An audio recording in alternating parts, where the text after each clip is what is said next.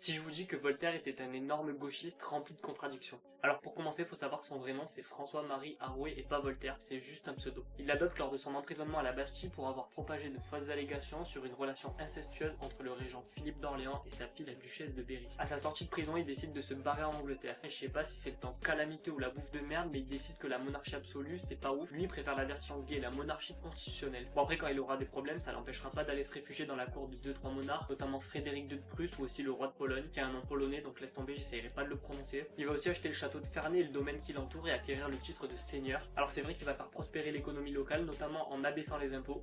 Bizarre, mais selon plusieurs sources, il aurait aussi un comportement despotique, exerçant un fort contrôle sur la population. Non mais sinon, c'est quand même très intéressant de donner des leçons sur la monarchie. Un truc que Voltaire aime pas trop aussi, c'est tout ce qui se rapporte à la tradition, et son némésis à lui, ça va être l'église catholique. Il va passer sa vie à lui chier dessus, lui reprochant son fanatisme, son obscurantisme, son dogmatisme et sa corruption. Sympa la liste. Bon et du coup, pour lutter contre tout ça, que va faire Voltaire? Ben il va rejoindre une loge et devenir franc-maçon. Après, niveau dissonance cognitive, il y en a une qui est pas mal aussi. Le mec critique l'esclavage dans son livre Candide, mais bizarrement, il oublie d'évoquer le fait qu'il avait des investissements dans le commerce d'esclaves. Bon, toujours sous pseudo et avec des prête-noms évidemment. C'était un peu le Sleepy Joe de l'époque, je crois qu'il souffrait de perte de mémoire passagère le pauvre. Bon voilà les gars, je vous ai fait un petit tour de tout ce qu'il y avait à savoir d'intéressant sur Voltaire et que l'éducation nationale a sûrement oublié de vous dire.